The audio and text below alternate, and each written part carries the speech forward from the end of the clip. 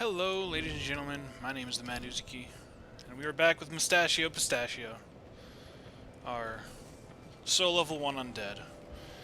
Um, to my delight, I did discover, off camera, um, I didn't really do anything. All I did was light McDuff's bonfire, which I will show you in a little bit, but to my delight, I discovered that we can actually two-hand the crossbow, so we do have a ranged weapon at our disposal. So that offers us some awesome flexibility we would not otherwise have. So that's good to know. So apparently the 13 strength, when it's determining, and I'm assuming this is universal with like power stancing and stuff like that. Apparently it rounds half numbers down rather than up. Most systems round that number up, but and I say that because the crossbow's requirements, if I go into it, is that doesn't actually show you there. So, but if we look at the requirements, it's 13 strength, and under normal circumstances, what happens with it, if you look at our strength right here, it's 6, which means that if we two-handed it and our strength doubled, we would only have 12, but because half of 13 is 6.5, I'm assuming it gets rounded down to 6 and we can actually two-hand it. Either that or it's a bug. Either way, I guess, is fine by me because the end result's pretty much the same.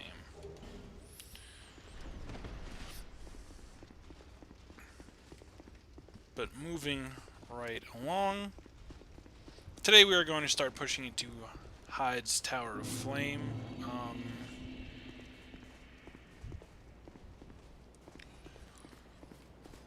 Yeah, I had a thought and then I lost it. But Hyde's Tower of Flame is going to be a little bit more challenging for a few reasons. I might summon here, take advantage of like Masterless Glencore, for example. But that's because they really upped the ante in this area. So, but I will just show you real fast right there, McDuff's workshop. So I got that that bonfire all worked out. Now what I'm going to do here is kill this guy, obviously. But what I'm going to do with this area is to keep the Hyde Knights from becoming aggressive. I'm actually going to kill the old Dragon Slayer up in the church first, I think. Or I could just ignore him because he's technically an optional boss, but I do want to kill the Drake. Although, I suppose we don't have to. This soul level 1 run, as I mentioned before, is largely just to play through like the main game. It's not really to do a lot of like collections or stuff like that. So I still haven't decided if I'm going to attempt the DLC at soul level 1. On new game, I don't know how difficult it's really going to be, but personally, I don't really like the DLCs all that much for this game, to be totally honest with you. So we'll see how it plays out. But I may just ignore the old Dragon Slayer altogether, because I'm not going to be able to use the shield that the dragon drops, and the ring. If I want the ring, it's in a different spot now, actually. It's on the other side of the map, down in that chest. I don't know if you can see it from here. But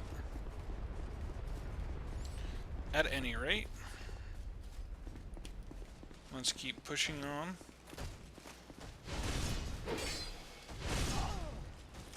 Oh!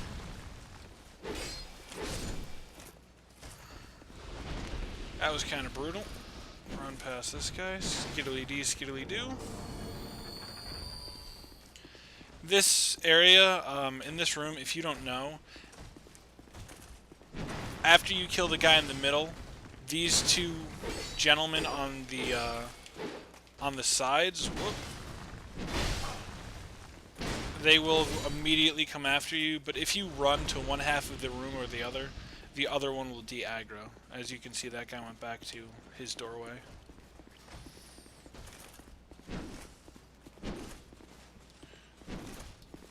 I probably should be using the club for this because it's blunt damage, but it's really neither here nor there. I could run. There's a divine blessing over there that I kind of want, but I think we'll be all right.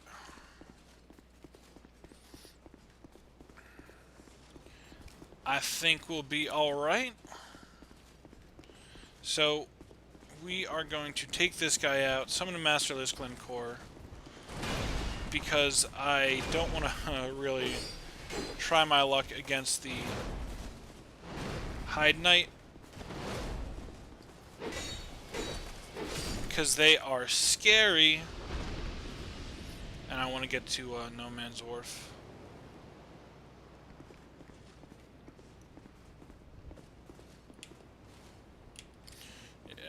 I mean, we could do this.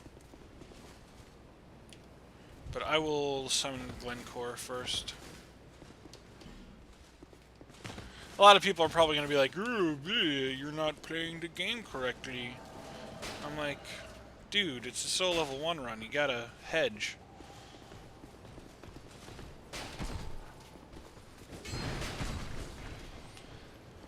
Sometimes you gotta hedge. I will de-summon him though for the boss fight here. Oh, I do need to actually. I'll do that real fast with the black separation crystals and Masterless Glencore back to his world. But I do need to remember to run over here and pull the lever, just to make this fight as easy as can be. And I think I will switch over to the club for this next fight.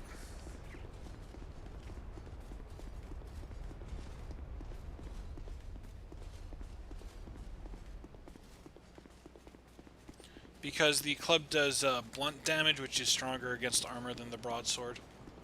So there's a good chance that I'm going to continue to upgrade the club and use that for certain parts of the game as well.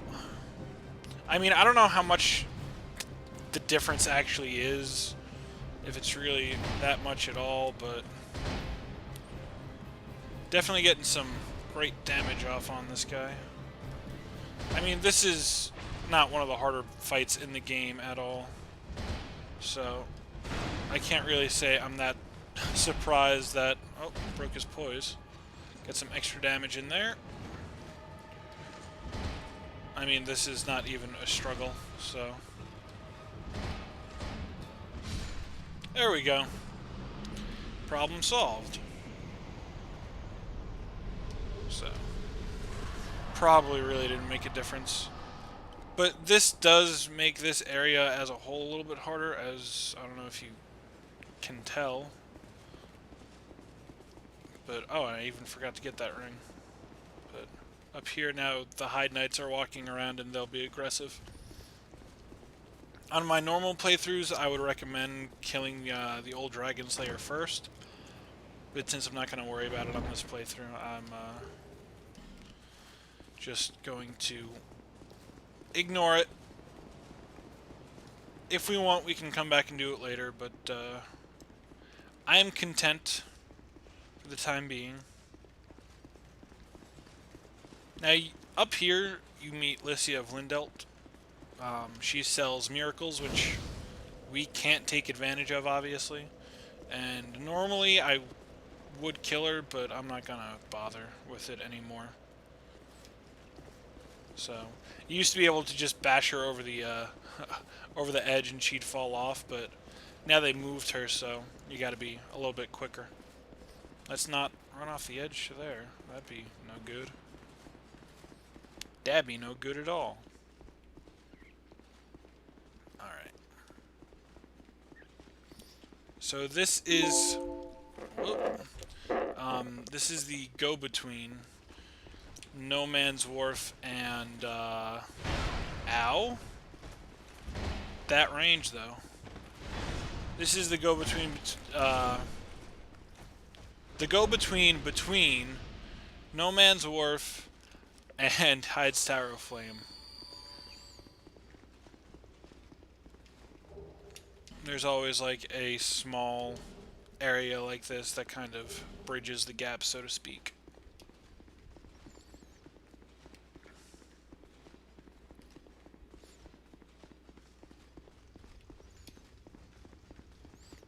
It's not too long. You can get an Estus Shard Flask here.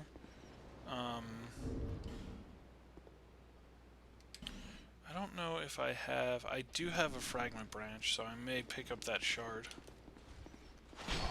Ow. Yikes. That was pretty wild, sir. Pretty wild.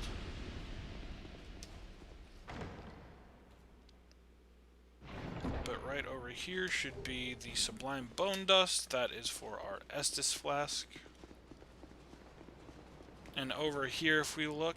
Nope, not that one. That's where we came from.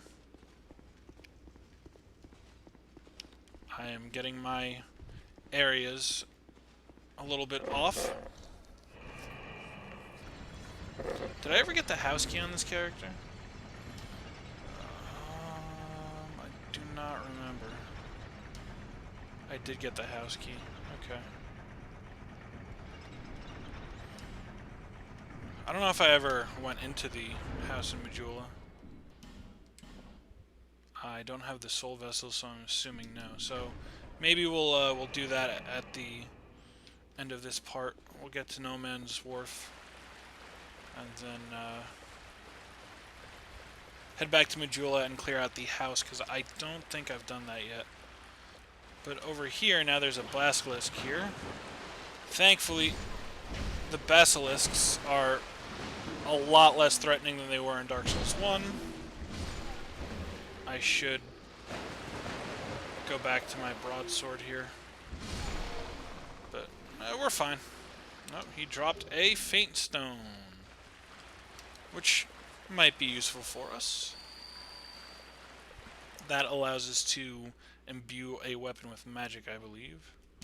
We'll use a Fragment Branch here, because I want the Estus Flask Shard. Ooh, I want to switch this to my broadsword really fast.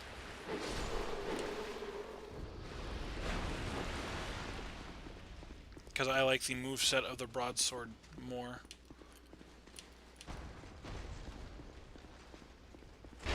Ow! I did not expect that to hit me for some reason. But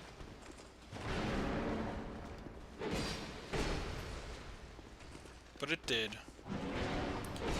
Alright. Ooh, what did he drop? Rusted Mastodon Helm, which I'm fairly certain would be like way too heavy for me to hold. But that's what it looks like, if you're interested. But we're trying to keep our equipment rate low. There is the Estus Flask Shard, and up here somewhere, I believe it's on the other side, is the Knight Armor. Right over here.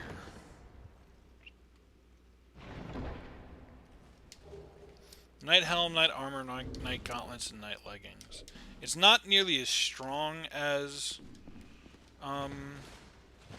the Drangleic set, but it is a lot lighter. So if we can use some of these and keep it...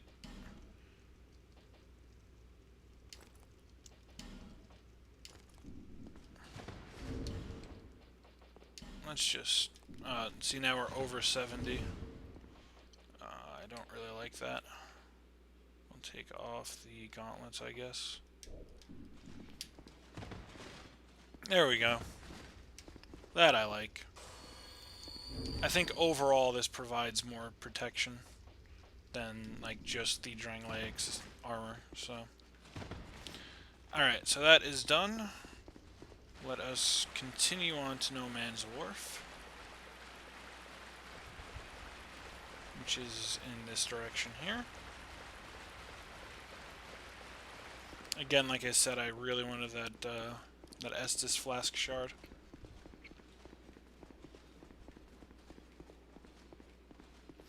I think one thing that I'm not sure if I really like about Dark Souls 2 that I did like about Dark Souls 1 is when you power up your Estus Flask, it shows you that it's like Estus Flask +1, +2, +3.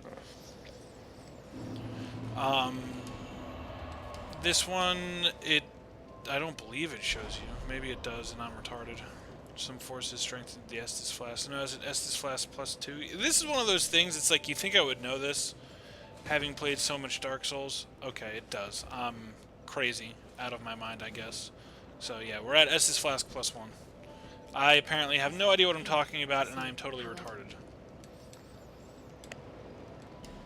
In my defense, it's been quite some time since I played Dark Souls 2, actually, because the prior 4 episodes I all recorded in the same sitting, and that was 4 weeks ago, and I haven't recorded since, so. Just to kind of date this, this is being recorded after Part 4 has been uploaded. In case you were wondering. Alright, let's top off these, and we will top off those. We'll pick this up. And then we will round out this episode by finally going into the house in Majula over here. Because apparently we didn't do it earlier. I think I decided not to worry about this because it's like, well, I don't need the soul vessel because I'm not going to be leveling this character up. But, that being said, I do want to pick up some stuff in here, like the Pharos' Lockstone is nice to have for No Man's Wharf. And in here, there is a chest with a Titanite shard in it. I believe it's Titanite shards and a torch. Yep. 3 of each, which is nice. Now that you can reset. He's not back yet, but here we see the fire lit for killing the pursuer. But just small details that make this game interesting. Alright, down here we have a skeleton who drops us a human effigy, which is nice. And we can get another one here. Or, no, that's an Estus Flask shard. And the soul vessel is in this baby right here.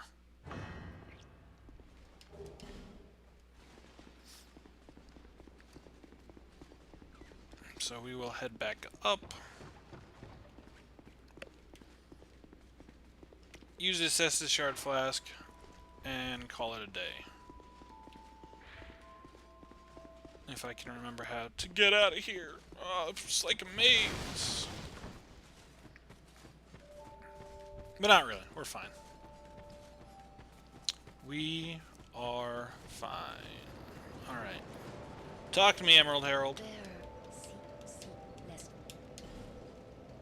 Level up. No, not level up. Then it wouldn't be a solo level 1 run anymore.